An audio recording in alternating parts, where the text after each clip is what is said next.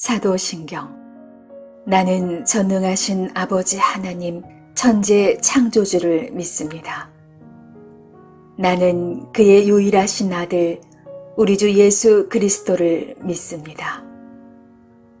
그는 성령으로 잉태되어 동정녀 마리아에게서 나시고 본디오 빌라도에게 고난을 받아 십자가에 못 박혀 죽으시고 장사한 지 사흘 만에 죽은 자 가운데서 다시 살아나셨으며 하늘에 오르시어 전능하신 아버지 하나님 우편에 앉아 계시다가 거기로부터 살아있는 자와 죽은 자를 심판하러 오십니다. 나는 성령을 믿으며 거룩한 공교회와 성도의 교제와 죄를 용서받는 것과 몸의 부활과 영생을 믿습니다. 아멘.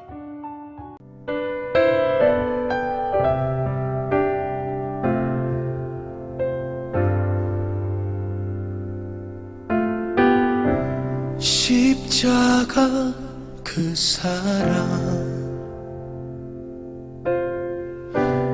멀리 떠나서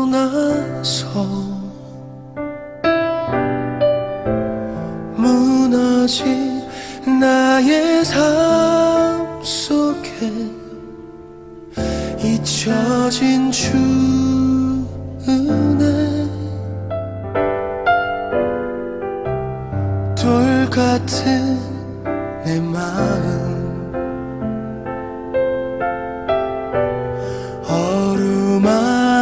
어루만지사 다시 일으켜 세우신 주를 사랑합니다. 주 나를 보호하시고 나 붙드시리. 나는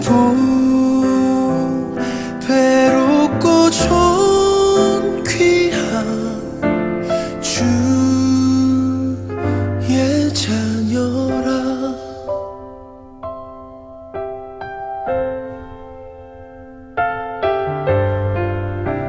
지나간 일들을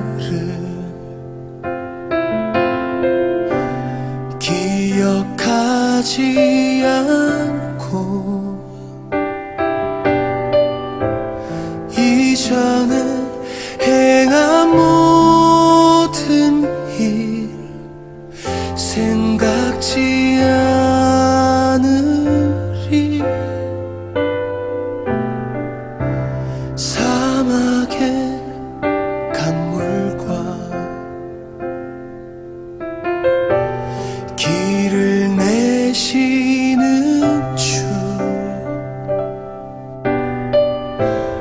내 안에 새 일 행하신 주만 바라봅니다. 주 나를 보호하시고 나 붙드시리. 나는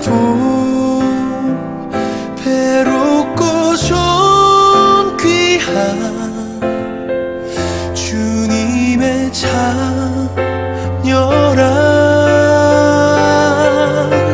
주 너를 보호하시고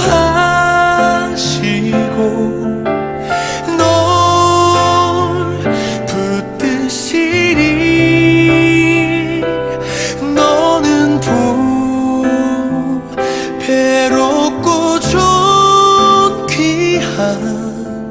주의 자녀라.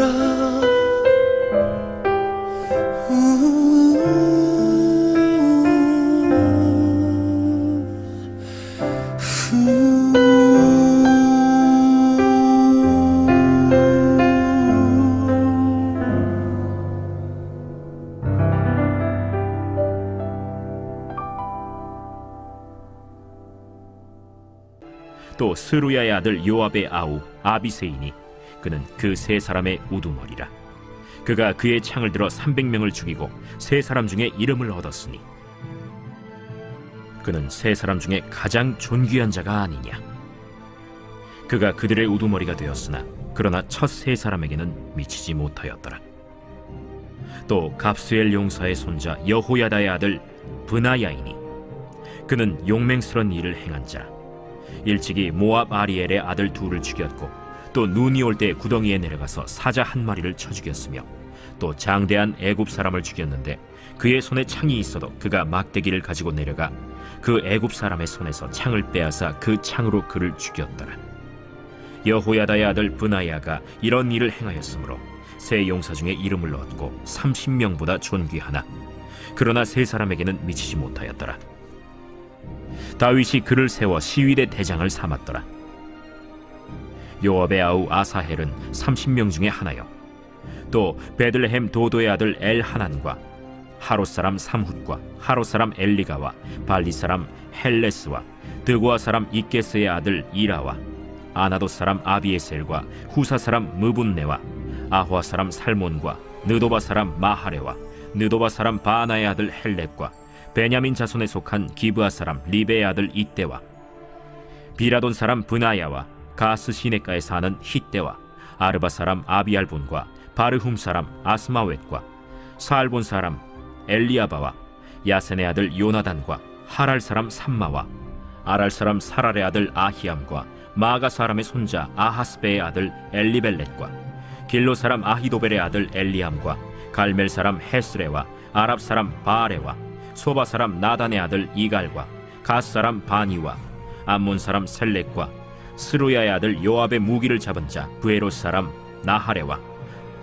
이델 사람 이라와 이델 사람 가렙과 헷 사람 우리아라.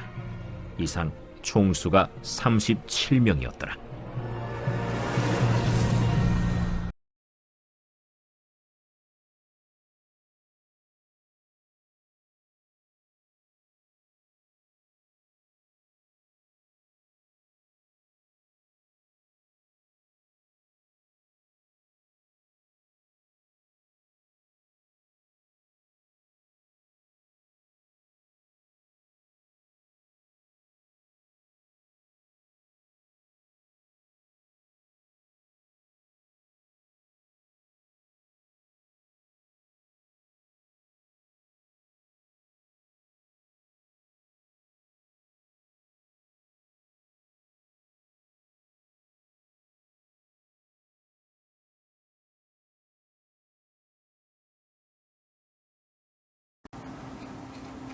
샬롬. 오늘 하루도 하나님께 내 이름이 기억되는 영광스러운 성도의 복된 삶이 있을 수 있기를 원합니다. 오늘 말씀에 이 다윗 휘하의 용맹하고 또 충성스러운 그 용사들의 이름이 계속해서 언급되어지고 있습니다. 특별히 앞서 그 블레셋 적진을 뚫고 베들레헴 성문 곁에 있던 그 우물물을 길어와서 다윗에게 바쳤던 그 용사 중에는 요압의 동생 아비새라는 인물이 있었습니다. 또 뭐 여러 상황들에서 용맹을 떨쳐 보였던 브나야라는 용사도 그 두 번째 용사 중 한 명이었습니다. 그런데 이 두 사람을 살펴볼 때 먼저 이 아비새는 공과가 분명한 사람이었습니다. 그는 다윗이 그 젊은 시절 도망자로 쫓겨다니는 삶을 살 때 그 잠들어 있는 사울 왕을 죽이자고 다윗에게 제의하기도 했었습니다. 지금 죽이다, 기회다. 그리고 압살롬의 반란을 피해 그 도망하는 피난길에서 다윗을 따라오며 저주하던 시므이라고 했던 그 사람을 내가 가서 죽이겠다라고 하다가 책망을 듣기도 했습니다.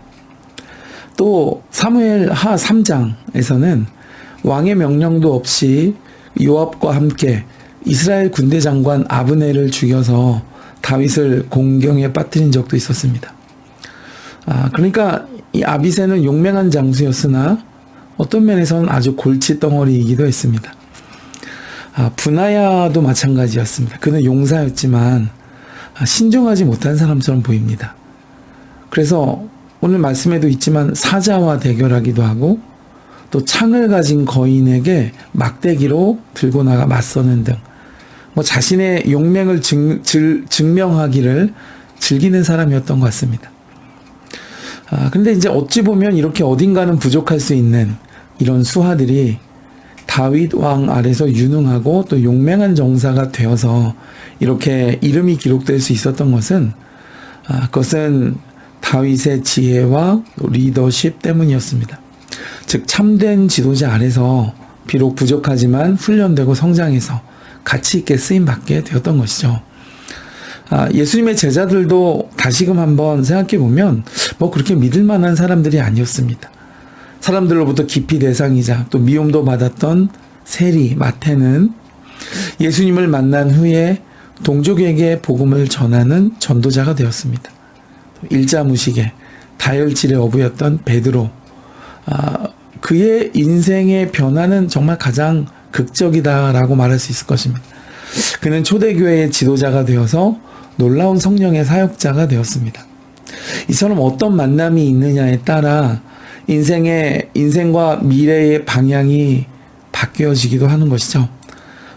참된 리더이신 예수님을 따르는 사람, 또 성령의 인도하심을 날마다 맞는 인생이야말로 가장 복되고 귀한 인생길을 걸어가는 사람일 것입니다. 그리고 이 땅 가운데 그리스도의 발자취를 따를 수 있는 사람일 것입니다.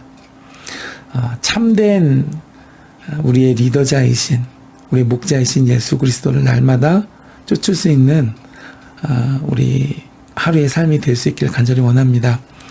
이어지는 본문에서는 전쟁에서 지휘를 맡았던 다윗 휘하의 용사들의 이름이 나열되고 있습니다. 여기에는 이스라엘 민족도 있고 이방 나라 출신도 있었습니다. 근데 이 사람들이 모두 다 다윗을 도와서 하나님 나라를 세운 사람들이었습니다. 성경은 왜 이렇게 30여 명이나 되는 이 용사들의 이름을 전부 다 모두 기록하고 있을까요? 그것은 이들이 다윗 왕을 도와 하나님 백성의 이스라엘 나라와 왕국을 세워서 견고하게 했기 때문입니다. 마찬가지로 오늘날 이 땅에서 우리가 하나님 나라를 위해 헌신하고 일하는 그 하나님의 백성의 이름도 이와 같이 귀하게 천국 생명책에 기록될 것입니다. 예수님은 요한계시록 2장 17절에서 이기는 자에게는 새 이름이 기록된 흰돌을 주겠다 이렇게 약속하셨습니다.